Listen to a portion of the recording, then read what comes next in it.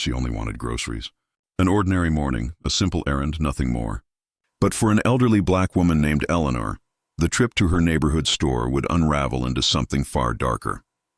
From the moment she stepped through those automatic doors, eyes followed her. Silent suspicion clung to her every move, and before she could even pay for a loaf of bread, uniformed men were closing in. What happened next wasn't just humiliation. It exposed a truth buried beneath decades of progress, a truth this country still refuses to face. Who was Eleanor really, and why did it take cruelty to reveal it? It was one of those mornings that seemed quiet enough to be forgettable. The streets were still damp from a light rain, the air crisp and cool, and the hum of traffic blended into the background like static. Most people hurried through their routines, their minds already on work or errands. But for Eleanor James, 74 years old, mornings like this carried a rhythm she cherished. Her life had grown simple, but in that simplicity, she found peace. She rose early, brewed tea, tended to the small garden in her front yard, and sat by the window with her Bible open. Her children were grown, her grandchildren scattered between college and work, and the house was quiet now. Too quiet, some would say, but not to Eleanor. To her, every moment of stillness was a victory. That morning, her errand was small, a trip to the grocery store for bread, milk, and a few vegetables she wanted for Sunday dinner. She had walked this path countless times, the store just a few blocks away, tucked between a laundromat and a pharmacy. The walk was familiar, the kind that didn't require thought, just steps guided by habit. She slipped on a pale blue dress, the fabric soft and faded from years of wear. Around her neck hung the necklace she never removed. To strangers it might look ordinary, a simple gold pendant, but to Eleanor it carried a weight that words could barely touch. It was more than jewelry. It was memory, legacy, and proof of a life lived with dignity. As she locked her door and set out, the morning air met her like a quiet embrace. She carried a small cloth bag folded under her arm, humming softly as she walked. On the outside, she looked like any grandmother on her way to buy groceries. But Eleanor had lived long enough to know that appearances often meant little in a world that too easily judged her by the color of her skin. In recent months, she had noticed the shift. The way clerks sometimes trailed her down the aisles a little too closely. The way security guards stiffened when she walked in. She told herself not to dwell on it. Maybe it was nothing. Maybe they did that to everyone. But deep down, she knew. She had seen those looks before. She had lived through decades of them, and yet she carried on. Because survival, for her, had always meant refusing to let suspicion dictate her life. So she walked that morning without fear, determined to keep her routine intact. The grocery store's automatic doors slid open with a metallic hiss. The fluorescent lights buzzed faintly, casting a sterile glow over the aisles. The scent of baking bread wafted faintly from the back, wrapping her in a sense of normalcy. A handful of shoppers moved quietly through the store, carts squeaking as they rolled along the linoleum. Eleanor picked up a basket instead of a cart. She knew exactly what she needed and where to find it.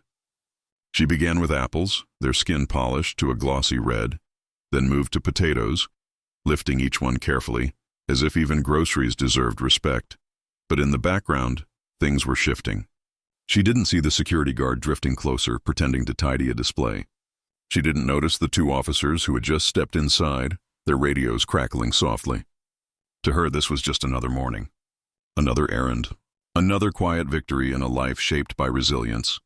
And yet, beneath that surface calm, something darker waited. Something that would turn this ordinary trip into a test she hadn't asked for. Because Eleanor's story wasn't about groceries. It was about what happens when dignity is questioned in plain sight. When a woman who had lived a lifetime of quiet strength is stripped down to nothing more than a suspect. Every step she took down, those aisles brought her closer to a moment she could never forget. Eleanor's basket was only half full. Apples, potatoes, a loaf of bread resting neatly on top. She moved slowly but deliberately, her steps steady, her breathing calm. On the surface, nothing seemed unusual, but the quiet rhythm of the store was changing. It started as a feeling, the prickling sense of being watched, of eyes following her every movement. She tried to brush it aside, convincing herself it was nothing. Yet the sound of footsteps grew louder, heavier, more deliberate. They weren't the soft squeaks of a shopping cart. They were boots. Firm, slow, closing the space between her and the exit. She reached for a carton of milk, her fingers trembling just slightly. And then a voice, sharp and commanding, cracked through the aisle. "Ma'am, we need to have a word." Her body stiffened. Around her, the soft hum of the store seemed to fade. A man glanced up from the shelf, froze, and then quickly looked back down, pretending to mind his business. A mother pulled her child closer, whispering something as she hurried past. Shoppers noticed, but none intervened. Eleanor turned, clutching her basket to her chest. Two uniformed officers stood behind her, their expressions unreadable, but their eyes fixed on her like she was already guilty. The security guard hovered nearby, arms crossed, nodding as though he had been waiting for this moment. "We've had a report," one officer said, his voice flat, rehearsed. "We'll need to check your bag." Her bag? The cloth one still neatly folded under her arm, empty. She hadn't even reached the checkout. Confusion flashed across her face. She tried to explain, but her words faltered under the weight of their stares. "Step aside." It wasn't a suggestion. It was a command. The humiliation settled over her like a heavy cloak. Eleanor wasn't a grandmother in that moment, or a woman simply running errands. To them, she was a suspect. A problem to be controlled. The security guard stepped closer, scanning her with a sneer he didn't bother to hide. Two teenagers whispered from the next aisle, their eyes lit with curiosity and cruel amusement. One even lifted a phone, angling it just enough to capture her face. To them, it was a spectacle. To Eleanor, it was an old wound tearing open again. Her voice shook as she lifted the folded bag, showing them it was empty. Her basket, filled with unpaid groceries, remained in her other hand. Still, they pressed forward. One officer reached for the basket, pulling it roughly from her grasp. Apples rolled across the floor, bouncing beneath shelves. The bread was crushed under his boot. The sound of fruit hitting the linoleum echoed louder than it should have, each bounce hammering at her dignity. Eleanor's cheeks flushed hot, her hands trembling, but she refused to let her knees buckle. "Cooperate, or we'll escort you outside." The other officer barked. The word escort carried no kindness. It was punishment, a threat of public humiliation worse than what she was already enduring. The shoppers around her shifted uneasily, torn between watching and pretending not to see. Phones came out, red recording lights blinking like tiny, silent witnesses. Every angle captured her fear, her humiliation, her pain, and still she stayed quiet. Because she knew. She had learned it as a child, taught by parents who had endured worse. Don't argue. Don't resist. Don't give them a reason. But inside, a storm raged. 74 years old, and still she was here. Still being reduced to nothing but suspicion. Still being stripped of dignity she had spent a lifetime building. Her necklace pressed against her chest, heavier with every breath. The gold pendant, hidden just beneath her collar, seemed to burn against her skin. She felt its presence more sharply now than ever before, as though it knew the moment it was meant for was drawing near. The officer stepped closer, his hand brushing against her arm as he tightened his grip. The pressure made her wince, but she didn't cry out. She lifted her chin, refusing to give them that satisfaction, but inside her head, the question screamed, "How far will they go?" The second officer's hand hovered near his belt, where his weapon rested. It wasn't drawn, but the gesture was enough. Enough to send a chill down Eleanor's spine. Enough to silence even the quiet whispers of the crowd, every second stretched painfully, every heartbeat heavy with the possibility of tragedy. Phones kept recording. Shoppers kept watching. The air grew thicker, the tension unbearable. And then, as the officer jerked her arm once more, the pendant slipped free from beneath her collar. The gold necklace swung into view, catching the fluorescent light. For the first time, the officers hesitated. Confusion flickered across their faces. The symbol etched into the pendant was unmistakable. A mark of service, honor, and sacrifice, one tied not to suspicion, but to respect. The crowd murmured, someone whispering, "Wait, is that—" Eleanor's chest rose and fell, her fear still raw, but her spirit hardening beneath it. The necklace had spoken when she could not, and it was only the beginning. The necklace gleamed in the harsh fluorescent light, its golden surface etched with a symbol the officers could not ignore. For a moment, the chaos of the store slowed. The shoppers froze mid-breath, the recording phones tilted higher, capturing every flicker of expression on the officers' faces. One officer narrowed his eyes, trying to mask his surprise. The other shifted uneasily, his grip on Eleanor loosening just slightly. They weren't expecting this. To them, she was just another elderly woman to be suspected, to be put in her place. But this necklace told another story, one of honor, of sacrifice, of service in a world that had already taken so much from her. Eleanor's hand instinctively rose, her trembling fingers brushing the pendant as if drawing strength from it. The cool metal grounded her, reminding her of the family it represented, her late husband who had worn it before her, a man who had served with distinction only to return home to a country that still treated him as less than. That necklace carried generations of struggle, and now it was burning like fire against her skin, daring her to stand taller. "Where did you get that?" the first officer demanded, his voice clipped, uneasy. Her eyes locked on his. For the first time since the nightmare began, she didn't look down. She didn't shrink. "It was earned," she said, her voice quiet but unwavering. "Not given." The words hung in the air, sharp as glass. Murmurs rippled through the crowd. A man whispered, "She's telling the truth." Another, bolder voice added, "This is wrong. Let her go." The tide was shifting. The bystanders, once silent observers, were awakening. Their murmurs grew louder, their phones steadier, their anger simmering into the open. But the officers weren't ready to surrender their control. The one still gripping Eleanor's arm tightened his hold again, forcing a gasp from her lips. "Enough games. You're coming with us." The crowd stirred. A teenager shouted, "She didn't do anything!" A woman near the bakery aisle raised her phone higher and declared, "Everyone's watching you. Every move you make." The officers hesitated, tension building like a storm about to break. Their authority, once unquestioned, was crumbling under the weight of dozens of cameras and dozens of eyes. Yet pride, thick and stubborn, kept them from stepping back. Eleanor's knees trembled, but she stood firm. She could feel her heart pounding, each beat threatening to tear her chest open. This was it. The moment that would decide whether she walked out with dignity or was dragged out in shame. And then, a voice rang out. "Not hers, but from the crowd. She's a veteran's wife. Look at the pendant." The room erupted. Shouts of outrage, words of support, the collective voice of a community finally breaking its silence. The officers exchanged glances, their confidence unraveling with every second. The necklace glared back at them, a golden reminder that their actions were no longer hidden in the shadows. They weren't just confronting an old woman. They were confronting history, sacrifice, and a truth bigger than themselves. Eleanor's fear began to shift into something else. Strength. Not because the danger had passed, but because she knew the world was watching, not just the shoppers, but whoever would see these recordings once they spread beyond the walls of that grocery store. She straightened her spine, her voice stronger now. "You put your hands on me because of the color of my skin," she said, her words clear, cutting through the noise. "But you cannot take away what this stands for." She lifted the necklace for all to see, the symbol glowing against her wrinkled palm. Gasps, applause. The crowd moved closer, forming an invisible barrier around her. The officer's hand finally slipped from her arm. His jaw clenched, but his authority had shattered. The other officer muttered something under his breath, looking anywhere but at her. Yet even in that release, the danger wasn't gone. Pride is a dangerous thing, and humiliation can push men to reckless choices. The silence between them stretched, taut and fragile. Would they lash out? Would they double down? Consequences be damned.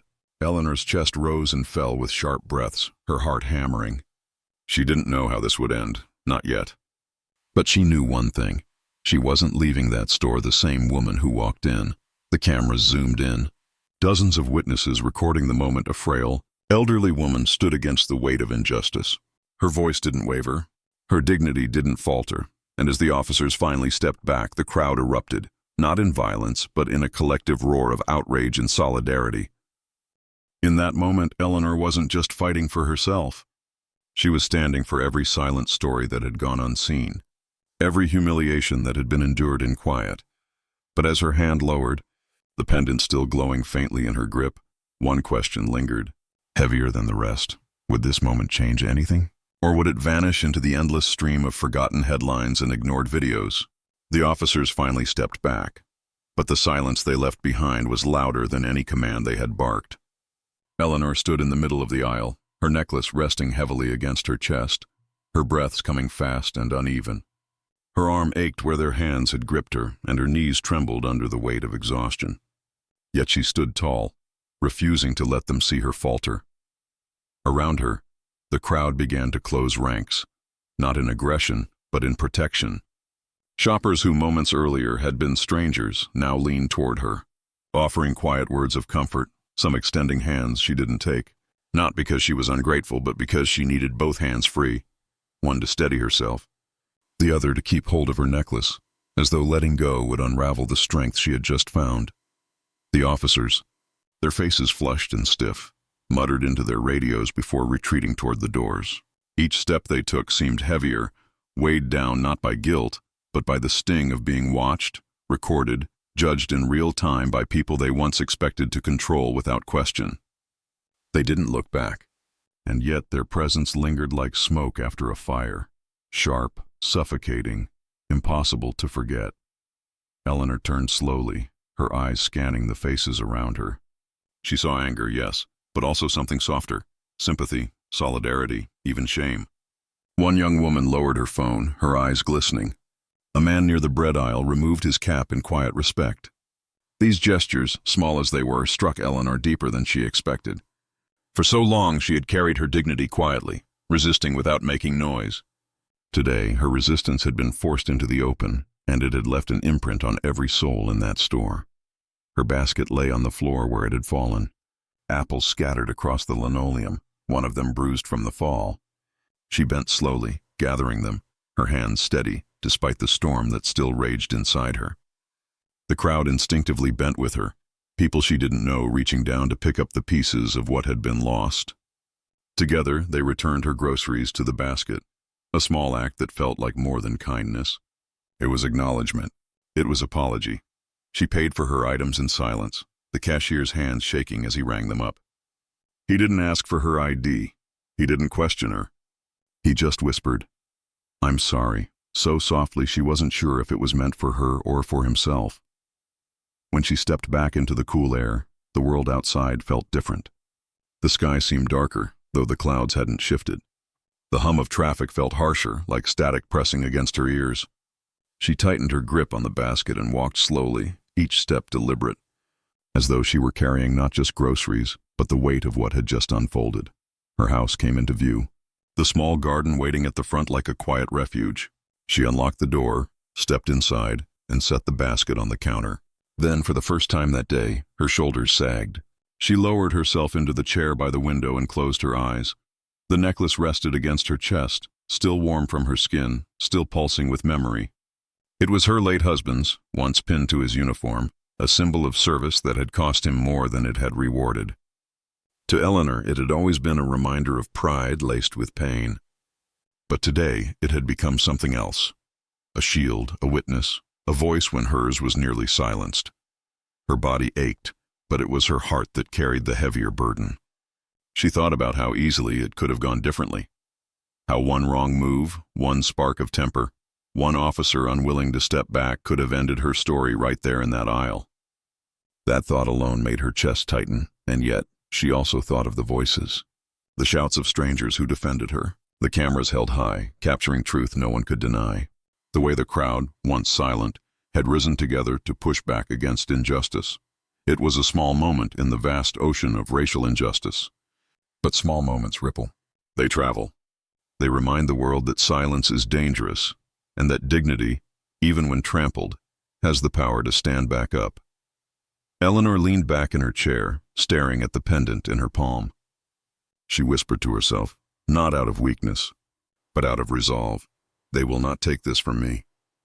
The world outside her window carried on. Cars rushing, people hurrying, unaware of the storm that had unfolded just blocks away. But those who had witnessed it would not forget. They would carry the story into their homes, onto their screens, into conversations that might not have happened otherwise. The question, of course, was whether it would matter.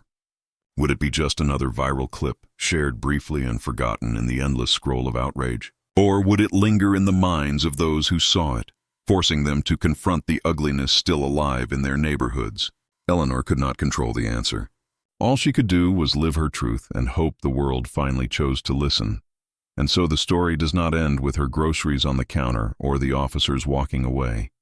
It ends with the echo of a question that refuses to fade. How many more times must dignity be stripped bare in public before the world decides enough is enough? Eleanor's story could have ended in silence. Another woman humiliated, another injustice swept beneath the noise of everyday life. But her necklace, her history, and her refusal to bow broke that silence. It forced strangers to see her, not as a suspect, not as a stereotype, but as a human being whose dignity could not be erased. Yet the truth is sobering. What happened to Eleanor was not rare.